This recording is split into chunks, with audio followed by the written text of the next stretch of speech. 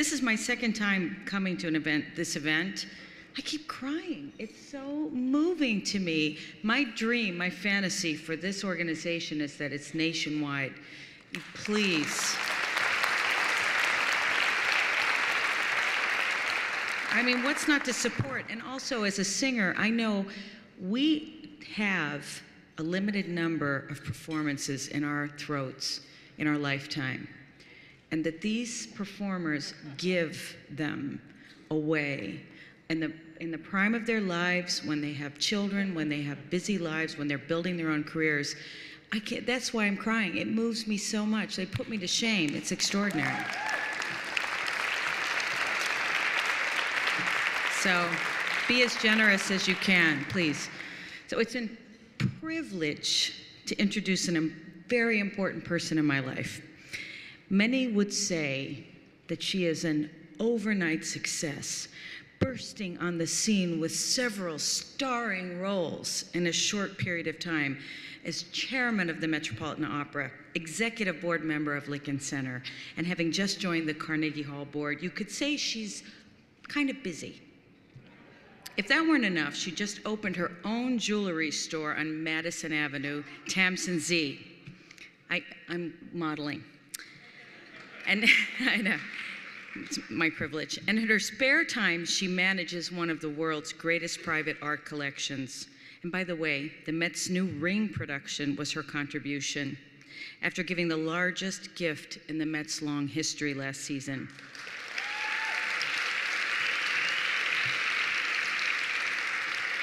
I know. We're talking about the one and only Ann Ziff, who possesses extraordinary heart and has a keen sense of adventure. Clearly, for her arts philanthropy alone, she truly deserves this honor. But tonight, I want to introduce you to the more private Ann and a life that in so many ways personifies the values of Sing for Hope and has for a long time. Her mother, Harriet Henders, was a leading soprano in Europe who returned to America just before the outbreak of World War II, making her Met debut in 1940, where she performed with Risa Stevens and Lottie Lehman, and first experienced opera herself at the Old Met when she was 7 years old.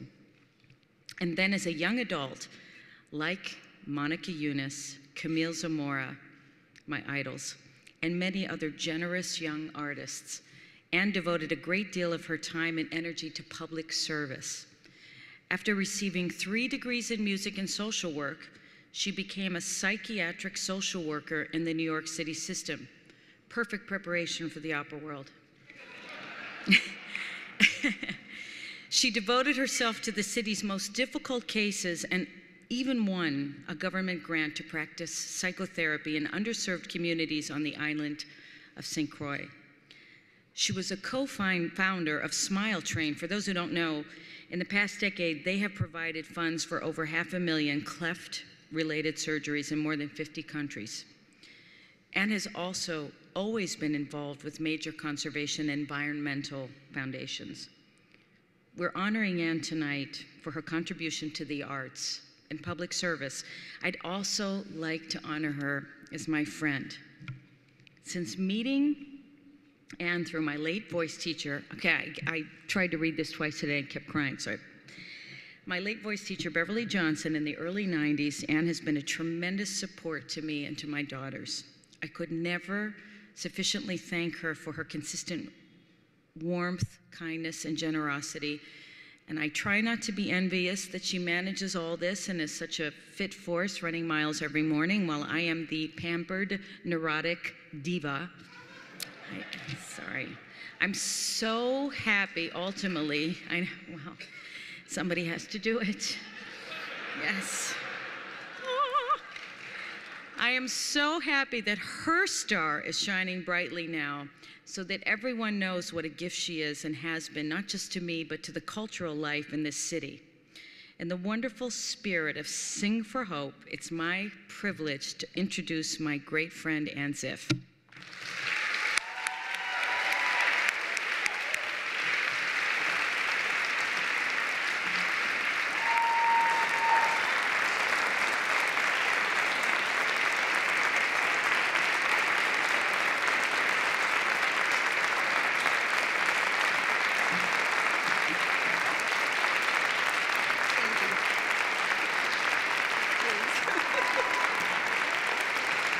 Thank you.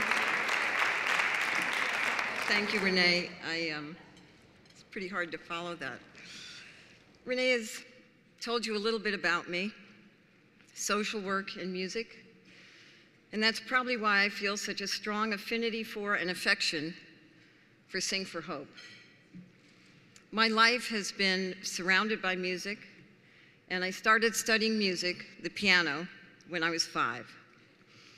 Of course, it was all classical music because my mother was an opera singer. But at that time, my love of music, my heartthrobs, were Elvis Presley and Jerry Lee Lewis. Thank you. And much to my parents' dismay, I pretended to be Jerry Lee Lewis. Literally, I would go up to the piano and kick the piano bench back and pound as loud and hard as I could. But luckily, I outgrew that, and after a number of years, my musical taste elevated slightly. But it doesn't matter what kind of music, what kind of performing arts it is that we love. When we go to these live performances, we're filled with excitement, enjoyment, stimulation. They're really soul-satisfying to us. You've all heard this evening what Sing4Hope does, what it stands for. What they do is bring all of these live performances into the community, to populations not as fortunate as those of us in this room tonight who can pick and choose whatever performance we choose to go to. So we are here tonight not to celebrate me. I'm just a vehicle for all of us to gather together this evening to celebrate and support the programs and what Sing4Hope stands for. I'm proud to be a part of it tonight. Thank you.